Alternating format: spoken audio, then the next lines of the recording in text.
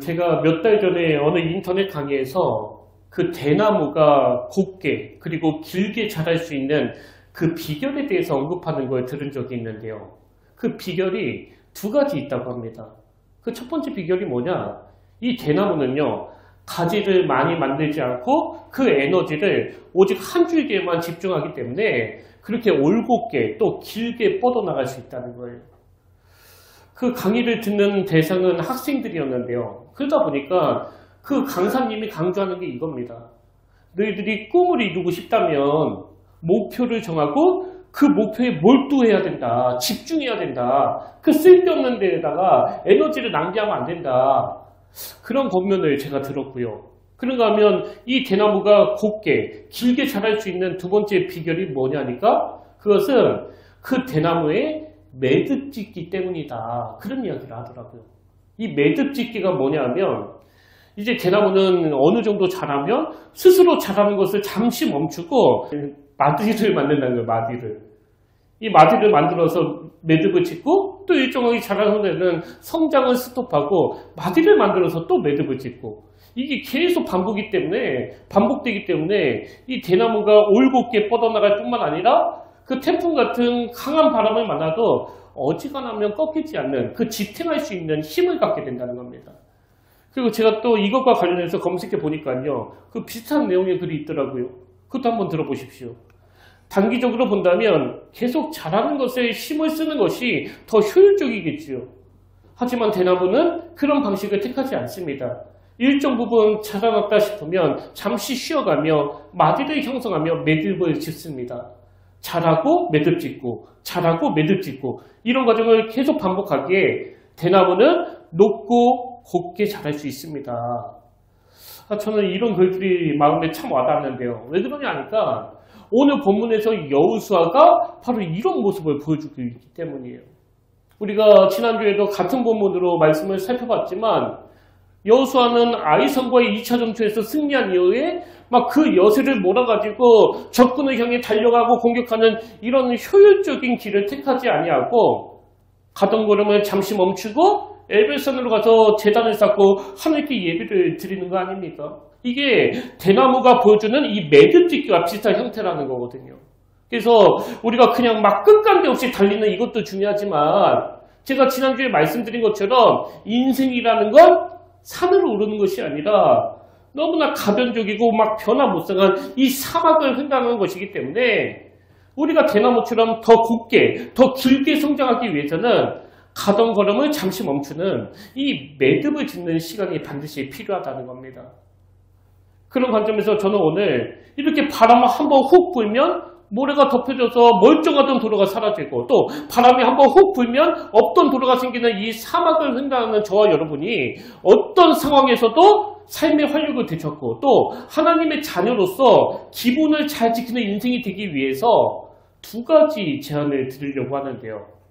그 두 가지 제안 중에 첫 번째 제안이 뭐냐 하니까 우리가 매주 이렇게 모여서 예배를 드리잖아요. 그래서 우리가 드리는 이 예배를 매듭짓기로 활용하자는 거예요. 예배를 통한 매듭짓기. 제가 지금 예배를 통한 여기에다가 강조점을 뒀는데요. 여러분 지난 한 주간 막 열심히 달려오시고 정신없이 분주하게 사신 여러분에게 지금 드리는 이 예배가 잠시 걸음을 멈추고 매듭을 짓는 또 한 주간을 정리하는 시간으로 활용할 수 있다면 그게 얼마나 좋겠냐고요. 왜 하나님께서 우리에게 일주일 중에 하루는 주의 날이다. 이 날은 온전히 주 안에서 안식하거라 이런 말씀을 하셨겠냐고요. 매듭을 지으라는 거거든요. 주 7일 365일 막 정신없이 달려가면 뭐 속도는 좀 빠를지도 모르지만 1년을 열심히 달렸는데 이 길이 아니네. 내가 잘못 왔네. 그러면 안 되잖아요. 그래서 주일은 뭐 막 밀림 빨리 왕창하고 막 대청소하는 그런 날이 아니고요. 우리가 안식하는 날이에요. 매듭을 짓는 날입니다. 매 예배 때마다 내가 걸어온 한 주간의 삶을 돌아보면서 내가 지난주에 어떻게 살아왔지? 내 유익을 위해서 누구를 아프게 한 적은 없나? 누구를 속인 일은 없나? 내가 이렇게 가는 게 정말 맞는 건가? 그리고 제가 지난주에 말씀드렸듯이 이 가변적인 사막을 횡단하는 저와 여러분에게 진짜 필요한 건요. 지도가 아니라 나침판입니다. 그리고 그 나침판이 우리 인생길에 정말 필요하다면 여러분 그 나침판이 잘 작동되고 있는지 고장이 난 건 아닌지를 점검하는 게 바로 이 예배라는 거거든요. 그 나침판이 하는 역할이 뭐예요? 지금 내 위치를 확인해 주는 거예요. 내가 가야 될 길을 알려주는 거예요. 그래서 요한복음 4장 23절에도 보면 아버지께 참되게 예배하는 자들은 영과 진리로 예배할 때가 오느니 곧 이때라. 아버지께서는 이렇게 자기에게 이렇게 예배하는 자들을 찾으시느니라. 그러니까 우리가 왜 주일을 주님께 드리는 것으로 지켜야 되는가 하면 이 예배를 통해 피조물로서 내 위치를 확인하기 때문이에요. 그래서 하나님은 나에게 모든 걸 가하다고 말씀하셨고 모든 걸 위임해 주셨지만 나는 창조주가 아니다. 나는 내 인생의 주인이 아니다. 그리고 말씀을 통해서 주인이 원하시는 대로 내가 잘 가고 있는지를 점검하는 게 이 예배라는 거거든요. 지난주에 제가 그 고3 제자 이야기를 해드렸잖아요. 이 아이는 뭐 모든 애들이 예배 끝나자마자 정신없이 학원에 가는데도 끝까지 교회에 남아있는 거예요. 그리고는 오후에 애들을 막 모아가지고 자기가 기타를 치면서 막 찬양 부르고 기도회를 인도하고 그래서 그 모습이 저에게 굉장히 인상적이었는데 결국 이 아이가 서울대학교에 수석으로 들어가고 또 조기 졸업을 하고 또 일본으로 3년간 선교사로 다녀오고 지금은 경희대에서 박사과정을 밟으면서 외국 학생들을 가르치고 있다고 말씀을 드렸는데요. 그 19살짜리 아이가 지금은 34살이 됐거든요.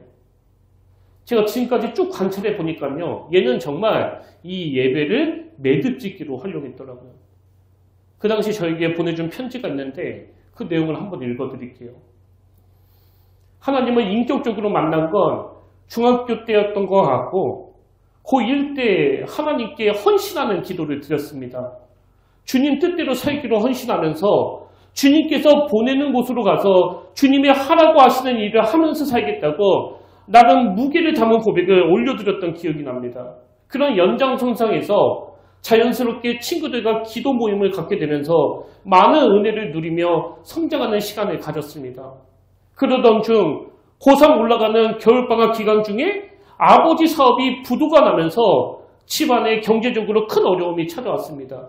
많이 힘들었지만 기도하면서 이내 이 가정이 하나님께서 우리 가정을 개조시키기 위해 예비하신 축복의 시간임을 깨닫게 되었습니다. 그리고 많은 분들의 기도와 도움을 경험하는 시간이기도 했습니다.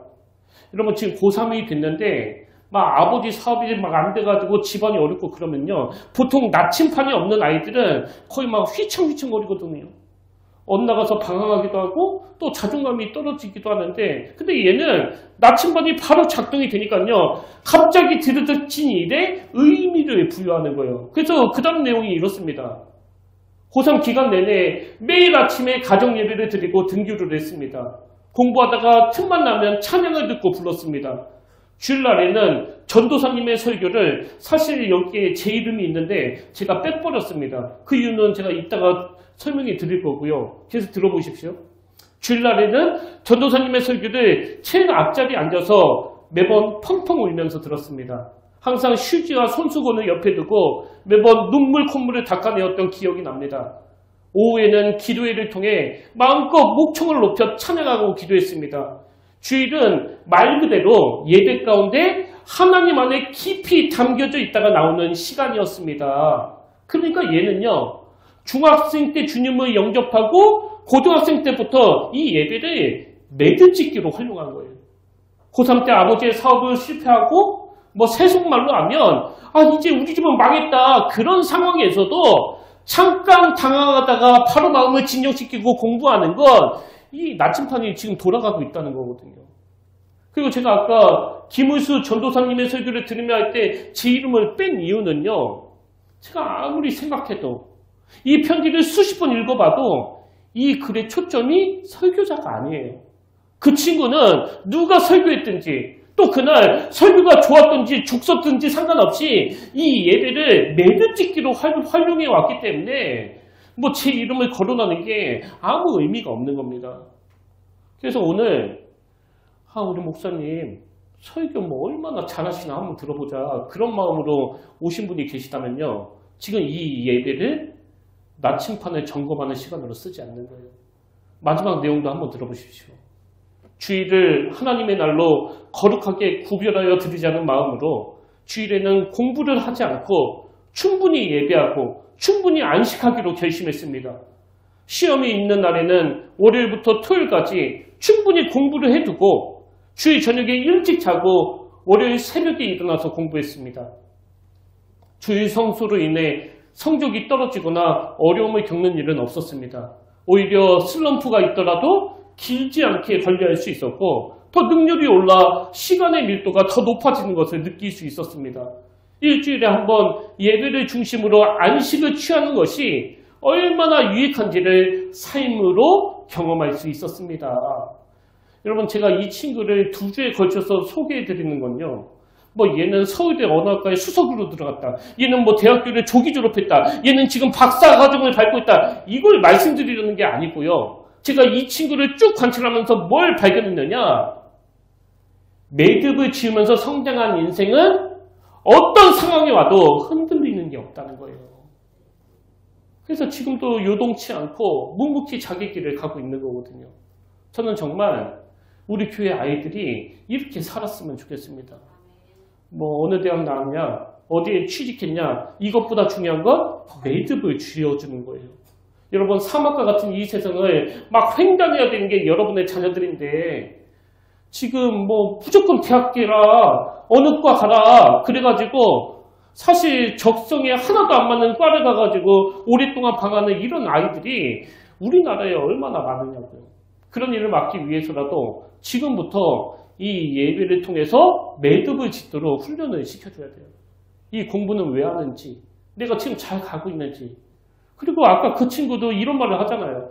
주일날 공부를 일절 안 했는데도 슬럼프가 왔을 때 오히려 길지 않게 관리가 되더라. 다시 말씀드리지만 여러분, 예배는, 그리고 주일 성수는요, 일주일 중에 하루 막 너무 분주하게 달려가던 그 걸음을 잠깐 멈추고 매듭을 짓는 시간이에요. 지난 한 주간 내가 그리스도인으로서 하나님의 자녀로서 잘 살았나? 내가 목사로서 이렇게 한 주를 사는 게 진짜 옳은 건가? 그리고 이 예배를 통해서 나는 피조물로서 내 자리를, 내 분수를 지키고 있나? 여러분, 제가 하나님의 은혜를 망각해버리고 내 위치를 잃어버리고 담임 목사랍시고 이 교회를 제 마음대로 운영한다면 이 교회가 어떻게 되겠냐고요. 지금 이 나라에서 일어나는 일들을 뉴스를 통해서 또 신문을 통해서 다 보고 계시잖아요. 한 나라의 지도자가 그 자리는 국민을 섬기는 자리라는 걸 망각해버리니까, 한 나라의 지도자가 자기의 위치를 잃어버리니까 국민들을 섬기기는커녕 세상의 그 국민들에게 총칼을 겨누는 이런 통탄한 일이, 이런 비극적인 일이 벌어진 거 아닙니까? 여러분, 이렇게 자기의 위치를 아는 게 중요하다면 한 교회를 담임하는 저는 어떻게 해야 되는 거예요? 매 주일마다 저 스스로를 이렇게 점검하는 거예요. 나는 종이다. 나는 심부름꾼에 불과하다. 이게 매듭을 짓는 거거든요. 그래서 여러분, 간곡히 부탁드리는데요. 여건이 되시면 꼭 주일 성수 하셔야 돼요.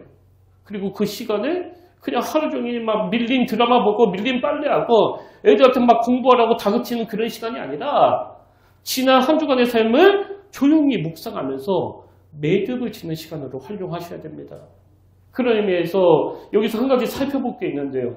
자, 오늘 본문 여호수아 8장 30절 한번 보십시오. 그때 여호수아가 이스라엘의 하나님 여호와를 위하여 에발산에 한 제단을 쌓았으니 이는 여호와의 종 모세가 이스라엘 자손에게 명령한 것과 모세의 율법책에 기록된 대로 쇠 영장으로 다듬지 아니한 쇠돌로 만든 제단이라. 지금 여호수아가 에발산에 막 올라가서 제단을 만드는데 여기서 두 가지 중요한 포인트가 뭐예요? 먼저는 모세가 이스라엘 자손에게 명령한 것과, 그러니까 여호수아는 지금 자기의 의를 위해서, 자기의 양심을 위해서 제단을 쌓는 게 아니고요. 하나님이 모세를 통해서 명령하신 대로, 하나님이 역사적으로 꾸준히 요구해 오신 대로 그 일을 행하고 있다는 거예요. 이게 뭘 의미할까요? 여호수아는 피조물로서 자기의 위치를 안다는 거죠. 그래서 자기의 어떤 기준으로 막 사는 게 아니라 하나님이 명하신 그 질서대로 사는 거예요. 그러니 이런 인생에게 무슨 혼란이 있겠냐고요. 그리고 더 중요한 건 31절을 다시 한번 보십시오. 이는 여호와의 종 모세가 이스라엘 자손에게 명령한 것과 모세의 율법책에 기록된 대로 쇠 연장으로 다듬지 아니한 새돌로 만든 제단이라. 이건 뭐 사람의 손이 가지 않은 자연석을 이용해서 만들었다는 그 얘기인데, 여러분 여기 쇠 연장으로 다듬지 아니한 새돌로 만든 제단이라, 이게 뭘 의미하는가 하면은요, 이건 인간의 노력을 배제한 전적인 하나님의 주도하심을 강조하는 표현이에요. 그래서 한참 만들다가 이 모양이 좀 삐뚤하네. 그래서 인간의 힘으로 깎아내고 또 깎아내고 이런 게 아니라는 거거든요. 그런 의미에서 기독교는요, 인간의 노력을 부추기는 그런 종교가 아닙니다. 뭐 대부분의 종교들은 인간의 노력이 거의 필수거든요. 대표적인 게 그 불교. 저는 아무리 생각해도 내가 스님이 안 된 게 막 너무나 감사해요. 내가 스님이면 어떻게 살아야겠냐고요. 스님들은 죽을 때 엄청 부담스러울 것 같아요. 왜? 제가 듣기로는 스님들은 화장할 때 나오는 그 사리의 크기에 따라 이 사람은 큰 스님이다, 이 사람은 뭐 땡중이다, 이렇게 결정이 되기 때문에. 제가 스님이 됐으면 우리 김의수 스님은 얼마나 큰 거 나오는 거 보자, 막 그럴 거 아닙니까? 기독교는 그런 종교가 아니에요. 기독교는 인간의 노력이 들어간 고행이나 수행을 통해서 얻어낸 그 사리 크기로 판단하는 그런 종교가 아니고요. 십자가 은혜를 소중히 여기는 종교예요. 무조건 은혜. 우리가 아직 죄인 되었을 때, 우리가 아직 연약할 때 자격도 없는 나에게 임하신 그 십자가 은혜. 그래서 우리 힘으로 그 쇠연장으로 다듬고 다듬은 그 돌을 가지고 내가 예수 믿고 이렇게 좋은 사람이 됐다고 말하는 건, 그건 믿음의 초보 단계입니다. 예수 잘 믿으면 잘 믿을수록 피조물로서의 자기 위치를 확인하게 되는 거예요. 그래서 성경학자인 아더 핑크는 오늘 본문에 막 담긴 그 의미에 대해서 이런 설명을 했습니다. 여호와께서는 사람이 당신 앞으로 나올 때, 여호와께서는 사람이 당신 앞으로 나올 때 자신의 철저한 무가치함과 무능력함을 상기하도록 하셨습니다. 철저한 무능력이에요.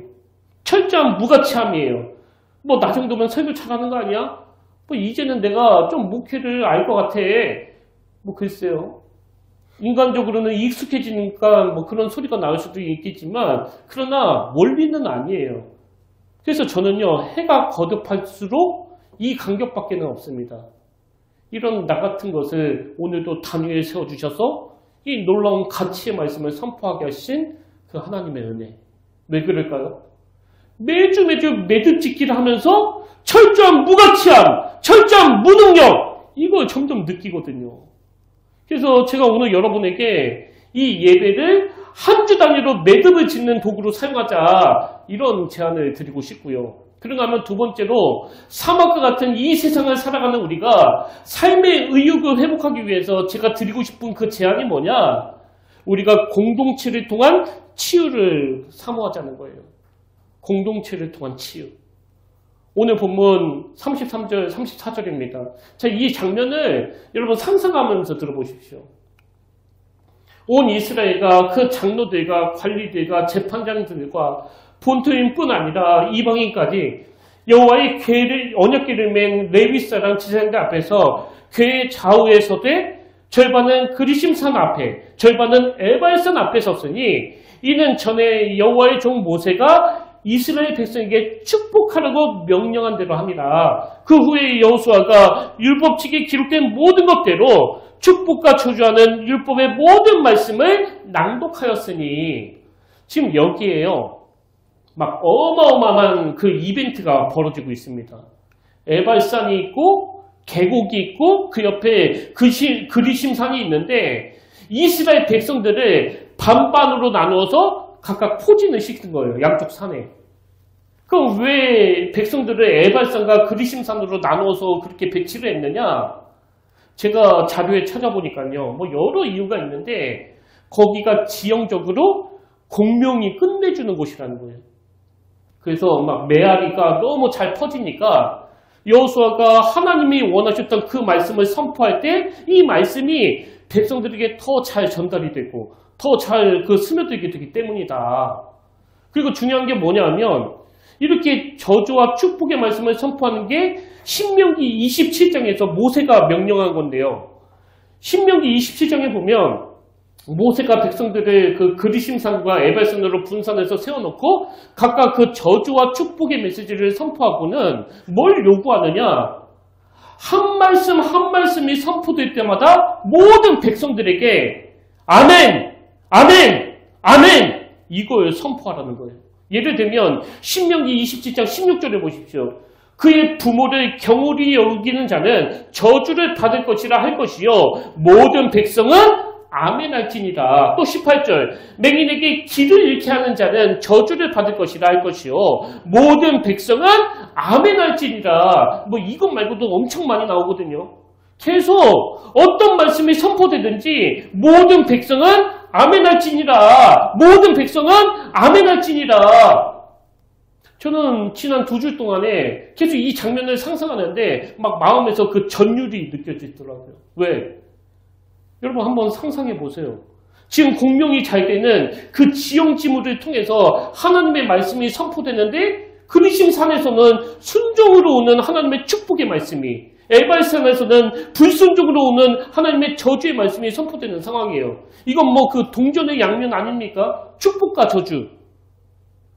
니들이 불순종하면 이런 저주를 받게 돼. 그러니까 조심해야 돼. 이런 경고의 말씀과 그리고 니들이 순종하면 이런 놀라운 복을 누리게 돼. 이 축복의 말씀이 선포됐는데 제가 왜 전율을 느끼는가 하면은요. 지금 백성들은 내가 원하는 그 축복의 말씀에만 반응하는 것이 아니라 찔리든 찔리지 않든 선포되는 모든 말씀 앞에 아멘! 아멘! 아멘! 외치면서 화답하고 있다는 거예요. 그런 의미에서 오늘 여러분은 어떠세요? 누가 설교하든지 상관없이 그리고 선포되는 말씀이 나이가 위로가 되든지 찔림이 되든지 상관없이 여전히 마음에서 아멘으로 화답하고 있습니까? 저는 한국교회의 문제가 바로 여기에서부터 시작된다고 생각해요. 내가 원하는 말씀만 취하려고 하는. 그리고 또 하나의 문제가 교회가 그 한자로 가르칠 교회 그 모일회. 그래서 교회를 무슨 학원 비슷하게 만들어가지고 설교 잘하는 게 최고고 설교 듣고 나면 그걸로 그냥 끝이에요. 이 머리에만 머무는 거거든요. 그래서 제가 이거 보면서 깨달았죠. 우리 평택교회가 뭘 회복해야 되는지를. 여러분 우리 교회가 영적인 공동체가 되기 위해서는요. 이런 퍼포먼스가 필요해요. 이런 이벤트가 있어야 됩니다.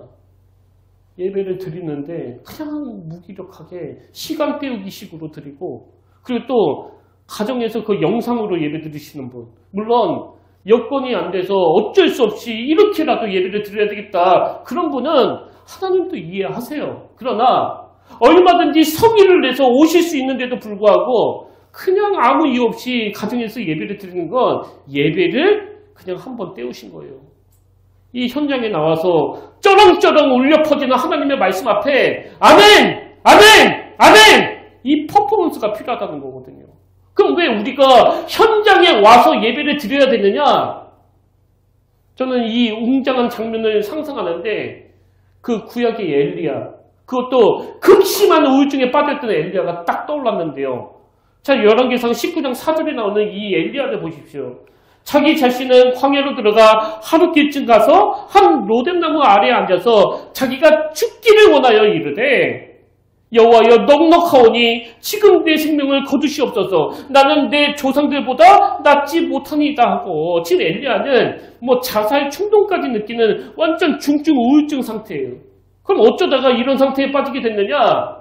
그 원인이 10절에 나옵니다. 엘리야가 이렇게 말해요. 그가 대답하되 내가 만군의 하나님 여호와께 열심히 유별하오니 이는 이스라엘 자손이 주의 언약을 버리고 주의 제단을 헐며 칼로 주의 선지자들을 죽였음이오며 오직 나만 남았거늘 그들이 내 생명을 찾아 빼앗으려 하나이다. 한마디로 말해서 엘리야를 막 위축시키고 우울증 상태로 몰고 간 건 나만 홀로 남은 것 같다는 이 외로움이에요. 그래서 하나님이 내려주신 처방이 18절에 나옵니다. 그러나 내가 이스라엘 가운데 7,000명을 남기리니 타파알에게 무릎을 꿇지 아니하고 타파알에게 입 맞추지 아니한 자니라. 여러분 왜 예배를 이 현장에 와서 드려야 되는 거예요? 왜냐하면 이 현장에 와야 이제 나 혼자만 남았다. 온 세상이 나를 돌아섰다. 나는 정말로 끝이 났다. 그런 상황에서도 하나님께서 남겨주신 이 7,000명, 그 믿음의 성도님들과 함께 가슴 뜨겁게 찬양하고 가슴 뜨겁게 기도하면서 이 현장에서 베풀어 주시는 감격을 느낄 수 있는 거거든요. 근데 이 뜨거운 감격을 어떻게 그 TV에서, 그 핸드폰에서 느낄 수 있겠냐고요. 그래서 제가 예배는 그 현장성이라고 말씀드린 거 아닙니까? 이 설교를 준비하는데요. 신문 기사 중에 이런 제목의 기사가 있었습니다. 외로움, 시대의 병, 연결을 보고 나라. 10억 명 이상이 매우 외롭다. WHO, 긴급한 위협.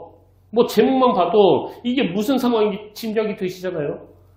지금 우리나라는 말할 것도 없고 온 세계가 이 외로움이라는 심각한 문제에 직면해 있다는 거예요. 그리고 이 문제를 왜 그 정신학회가 아니라 세계보건기구 WHO가 다루는가 하면 이 외로움의 문제는 인류 전체의 건강을 위협하는 무서운 질병이기 때문이래요. 그 기사 내용 중에 참 가슴 아프게 다가온 대목이 있었는데요. 이 외로움의 문제는 어떤 특정 연령층에 국한되지 않는다는 겁니다. 뭐 우리 생각에는 연세가 드실수록 더 외로워하실 것 같은데 뭐 그게 아니더라고요. 청년이나 노인이나 할 것 없이 모든 연령층이 이 외로움의 문제로부터 자유롭지 않다는 거거든요. 그리고 이게 바로 오늘 우리의 현실이기 때문에 지금 제가 그 준비하고 있는 게 있습니다. 몇 주 뒤에 내년 목양에 대한 계획을 말씀드릴 건데요. 그 계획 중에 하나가 뭐냐면 내년 우리 교회의 목표는 두 날개의 균형이 이루어지는 공동체가 되는 거예요. 그래서 뭐 큰 날개가 살아야 되고요. 작은 날개가 살아야 돼요. 큰 날개가 뭐예요? 제가 아까 말씀드린 그 첫 번째 대안이에요. 우리가 이 주일 예배를 매듭짓기로 쓰자는 거거든요. 그래서 매 예배 때마다 주님 안에서 충분히 안식을 누리되 한 주의 삶을 돌아보면서 내가 지금 잘 가고 있는지, 내 나침판이 고장난 건 아닌지, 내가 피조물로서 위치를 잘 지키고 있는지 이걸 점검하는 시간으로 쓰는 게 큰 날개고요. 그런가 하면 두 번째로 제안한 게 그 작은 날개예요. 그래서 공동체를 향한 혹은 공동체를 통한 치유를 우리가 함께 사모하는 겁니다. 그 주일 예배 때 전부 머리로만 막 받아 적고 이해하고 그리고는 그렇게 그냥 끝이 나버린다면 그건 학원 갔다 온 것밖에 안 되잖아요. 그래서 한 주간 동안 내 삶에 임하신 그 하나님의 놀라운 역사, 한 주간 동안 나에게 베풀어 주신 그 하나님의 놀라운 은혜를 나누는, 그리고 엘리야처럼 누군가 힘든 시간을 보내고 있을 때 그들을 위해서 그 똑같은 마음으로 기도해주고 권면해주고 위로해주는 이 속히 모임을 더 활성화시키자는 거예요. 저는 이 큰 날개를 묵상하다가 이런 생각을 해봤거든요. 만약에 이 우울증에 빠진 엘리야가 오늘 본문에서 막 퍼포먼스가 펼쳐지는 에발산과 그리심 사는 모임에 참석을 했더라면, 그래서 그 산과 산 사이에 하나님의 말씀이 막 쩌렁쩌렁 선포가 될 때 엘리야도 막 신이 나가지고 막 아멘 아멘 아멘 그렇게 화답을 했다면 어땠을까? 그 우울증이 금방 치료되지 않았겠습니까? 그런가 하면 작은 날개를 묵상할 때는 제가 처음 사역했던 그 군산 음파교회가 떠올랐는데요. 사실 이 군산이라는 지역은 모든 신학생들이 별로 가고 싶지 않아 하는 그런 지역이거든요. 왜냐하니까 그 감리교단에 소속된 신학생들은요, 모건대, 협성대, 감신대 중에 하나를 다니는데 학교에서 다니기에 이 군산은 막 너무나 먼 거리인 거예요. 그러다 보니까 뭐 대전이나 경기도 그리고 서울 같은 경우는 인근에 학교가 있어서 거기는 늘 전도사가 차고 넘치고요. 여기에 반해서 뭐 호남 지역이나 강원도 또 제주도 같이 좀 떨어진 지역에서는 이 전도사들 그 품귀 현상이 일어나는 거죠. 제가 처음에 그 교회에 갔을 때는 잘 몰랐는데 나중에 보니까 그 교회 입장에서 제가 그 10년 만에 생긴 교육 전도사였더라고요. 그러니 제가 뭐 얼마나 많은 사랑을 받았겠냐고요. 그 당시 저는 평일 낮에는 그 학교 다니면서 공부하고 밤에는 아르바이트로 그 농수산 시장에 가서 막 상하차도 했거든요. 그리고 금토일은 군산으로 막 출퇴근을 해야 되니까 항상 막 몸이 천근만근 너무 힘들었는데 그렇게 녹초가 돼서 군산에 가면요. 뭐 그분들의 환대와 그 사랑으로 제 모든 피로가 다 눈 녹듯이 사라지는 거예요. 모든 성도님들이 하나같이 저를 뭐 얼마나 사랑해 주시는지 어느 정도였는가 하면은요. 교회에서 저를 딱 보잖아요. 그러면 뭐 난리가 납니다. 여학생들은 지들끼리 막 이야기하고 있다가도 막 꺄꺄 전도사님 지나가신다. 못 느껴보셨죠? 한 번도? 어떤 애는 전도사님 내가 오늘 하루 종일 전도사님을 기다렸어요. 뭐 그렇게 잘해준 것도 없는데 또 어떤 애는 뭐 이런 말도 해요. 전도사님을 보고 있으면 내가 연예인을 보고 있는 것 같아요. 그래서 제가 속으로 내 외모는 탤런트는 아닌데 얘가 지금 그 개그맨을 말하는 건가 이런 생각도 했거든요. 그리고 제가 그때는 새벽기도 차량 운전을 했는데요. 방학 기간에는 항상 거기에서 상주에 있었으니까 제가 새벽마다 이제 모시고 그리고 데려다 드리는 그 권사님 백발이 막 성성한 그런 권사님이 계셨는데 그 권사님은요 새벽에 저를 볼 때마다 항상 차에 타시자마자 하시는 말씀이 이거예요. 내가 전도사님을 봐도 이렇게 기쁜데 예수님을 만나면 내가 얼마나 기쁠까 그런 생각을 했습니다. 그렇게 모든 성도님들이 막 저를 막 너무나 환대해주고 반갑게 맞아주고 그러니까요. 주일날 사역 끝나고 집에 가야 되는데 안 가고 싶은 거예요. 그분들이 저에게 보여주시는 그 퍼포먼스 때문에. 여러분 솔직히 말해서 제가 사역자가 아니었으면 제가 이런 소리, 이런 대접을 받을 수 있겠습니까? 그래서 저는 이 작은 날개를 묵상하면서 이런 생각을 하는 거예요. 우리 교회 모든 성도님들이 실제로는 일주일 만에 보는 거지만 항상 이 10년 만에 만나는 것처럼 서로가 서로를 향해서 너무 반갑게 맞아주고 너무 반갑게 환대해주고 너무 반갑게 이 축복해주는 이걸 우리 교회 문화로 만들면 어떨까? 여러분도 다 아시지만 이 세상은 달면 삼키고 쓰면 뱉는 거 아닙니까? 그 기능으로 딱 따져봐가지고 나한테 유익이 없으면 얼굴 확 돌려버리고 계산적으로 딱 대하고 이게 이 세상이 그 영혼을 대하는 방식이라면 교회는 그런 곳이 아니잖아요.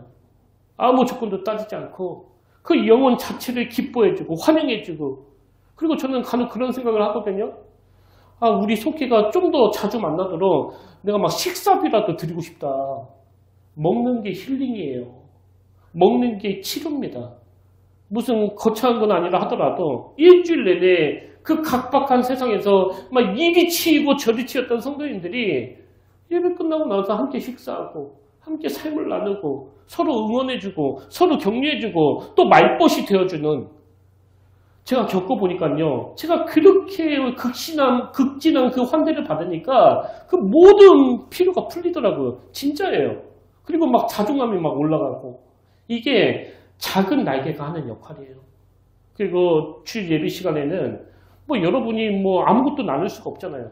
아, 제가 설교하고 있는데 궁금하다고 막 질문할 수 있습니까? 아, 그 말 틀렸다고 막 항변할 수 있습니까? 아무것도 못 하잖아요. 그래서 이 작은 날개가 필요한 거거든요. 그 속회 모임에서 마음껏 펼치시라고요. 마음껏 여러분의 생각을 드러내고 마음껏 여러분의 마음을 표현하고 마음껏 내가 만난 그 하나님을 자랑하고 또 간증하고 그리고 아멘으로 화답하고 이게 작은 날개예요. 그래서 저는 오늘 결론을 이렇게 맺기를 원하는데요. 다시 말씀드리지만 여러분 우리가 일주일 중에 하루를 하나님 앞에서 안식하고 새 힘을 공급받는 날로 쓰기를 원한다면 먼저 큰 날개가 살아나야 돼요. 어제도 우리 집사님들과 아이들이 교회 와가지고 막 이 예배를 위해서 또 여러분을 위해서 다 청소하고 가셨거든요. 우리 다 갖추었습니다. 부족한 거 없어요.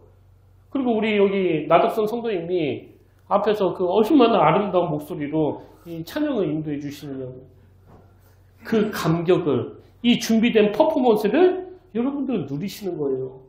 그리고 일주일 중에 하루 참 피곤하고 지쳐가지고 엘리야처럼 나만 홀로 남았다는 그런 상한 마음이 들 때마다 이 교회 안에 있는 나를 존재 자체로 바라보고 존재 자체로 기뻐해주고 존재 자체로 환대해주는 하나님이 보내주신 남겨진 7,000명의 사랑을 우리가 다 함께 누리는 겁니다.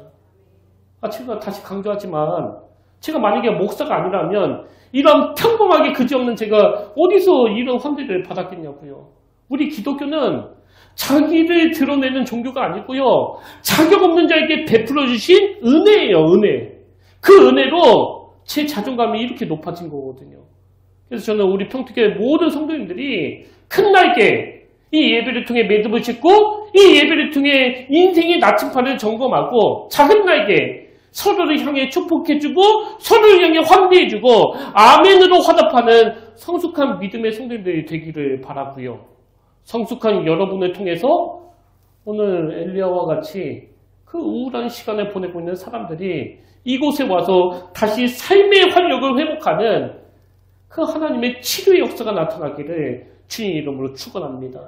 그래서 저는 오늘 결단 찬양을 이 찬양으로 매듭 짓기를 원하는데요. 가사가 이렇습니다. 마음이 상한 자를 고치시는 주님, 하늘의 아버지 날 주관하소서. 그래서 뭐가 예배냐? 한 주간 동안 내 심령이 막 너무나 메마르고 너무나 고갈이 됐는데 황폐해진 이 내 마음에 해갈의 기쁨을 주시는 주님, 내 상한 마음을 회복시켜 주시는 주님, 그분으로 인해서 활력을 얻는 게 바로 예배예요. 우리 가사를 생각하시면서 이 찬양에 우리의 마음을 담아서 함께 부르기를 원합니다.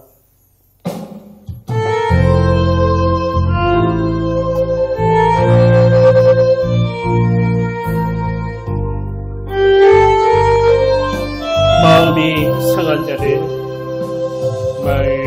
상한 자를 고치시는 주님, 하늘의 아버지 날 주관하소서. 주의 길로 인도하사 자유케 하소서. 새 일을 행하사 부케 하소서.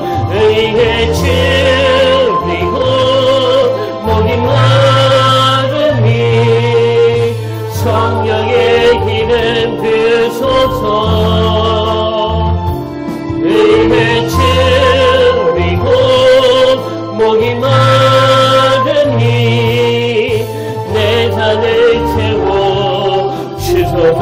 성령으로 채우사 성령으로 채우사 주보게 하소서. 주의 임재 속에 은혜하게 하소서. 주 뜻대로 살아가기 세상 끝날까지 나를 빚으시고 새날 열어주소서. 의의 주리고 목이 마르니 성령의 기름 부소서. 의의 주리고 목이 마르니 내 잔을 채워 주의 주리고. 의의 주리고 목이 마르니 성령의 기름 부소서. 의의 주리고 목이 마르니 내 잔을 채워 주소서. 나의 기도하는 것보다 기도하는 것보다 더 응답하실 하나님, 더 응답하실 하나님, 나의 생각하는 것보다 더욱 이루시는 하나님, 우리 가운데 역사하신 능력대로 우리들의 한글하늘 넘치도록 능히 하실 주님께 모든 영광과 존귀 찬양과 경배를 돌릴지어다.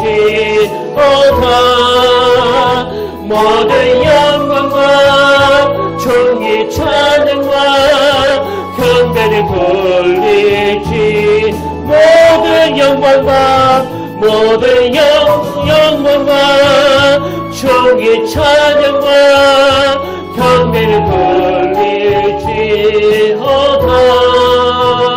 모든 영광과 존귀 찬양과 경배를 돌릴지어다.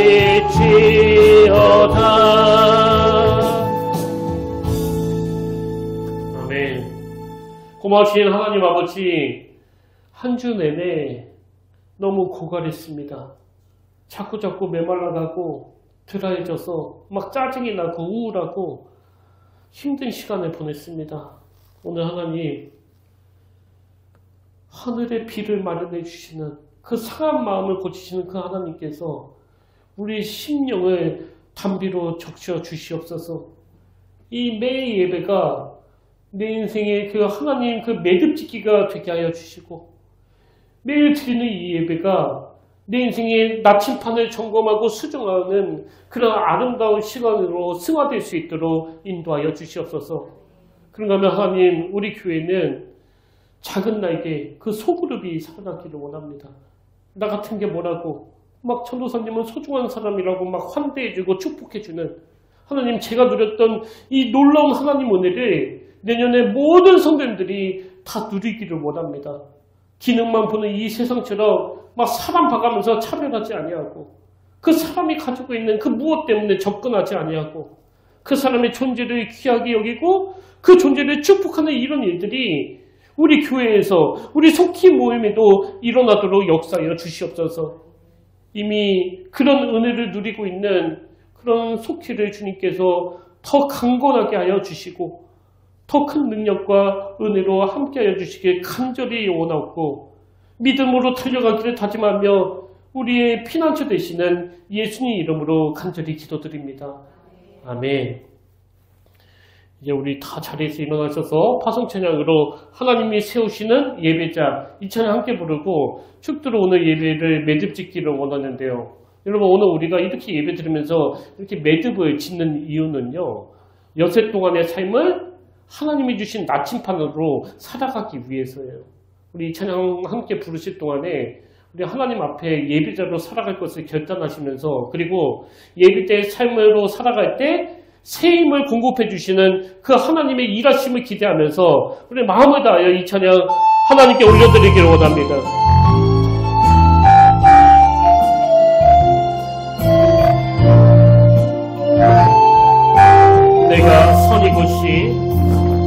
내가 선이 곳이 주를 예배하도록 나를 사용하소. 내가 선이 곳이 주를 찬양하도록 주님 역사하소서. 연약하고 부족하오니 나를 강건케 하시고 성령의 복 충만케 하사 나를 예배자로 세우소서.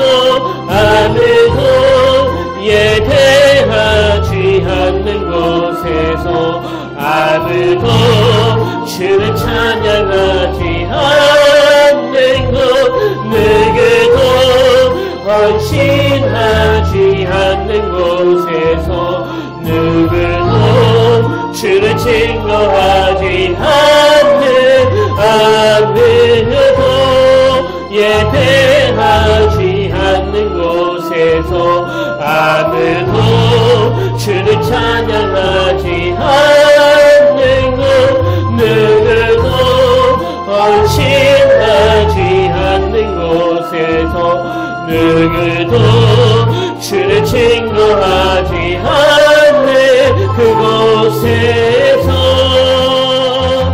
예배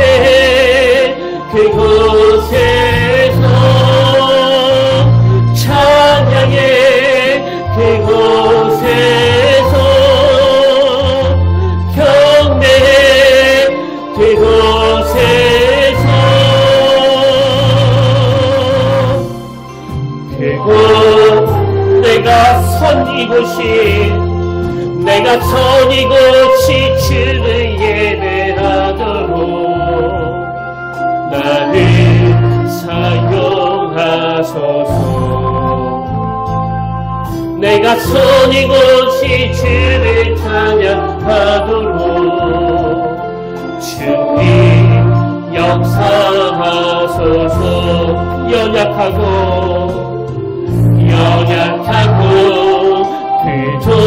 부족하오니 나를 강건케 하시고 성령이고 주만 대하사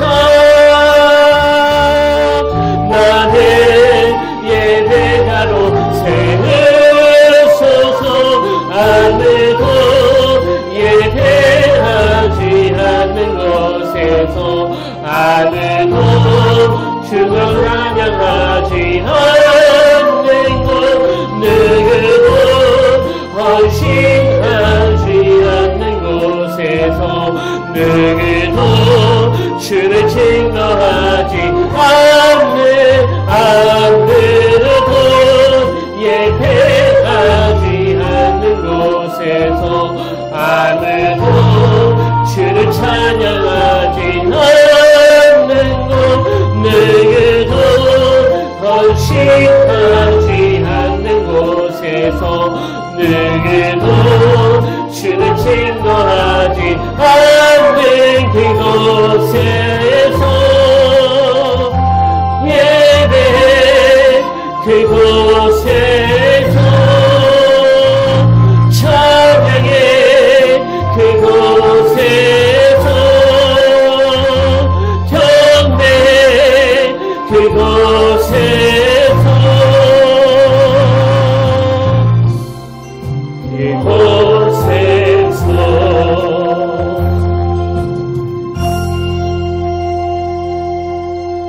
살아계신 하나님 아버지, 이번 한 주간 또 사막과 같은 세상으로 나아갑니다.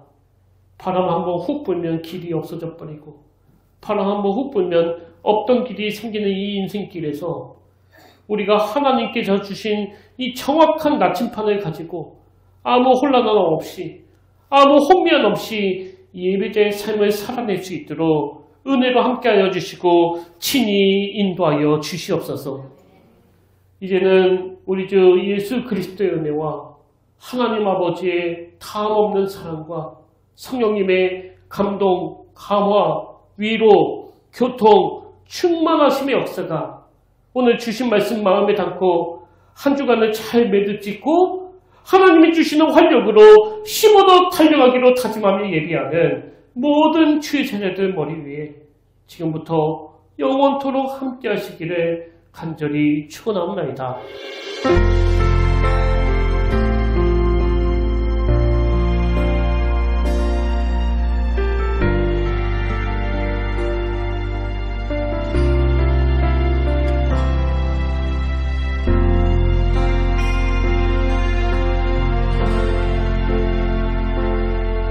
지금 서 있는 이곳에서 높임을 받으소서.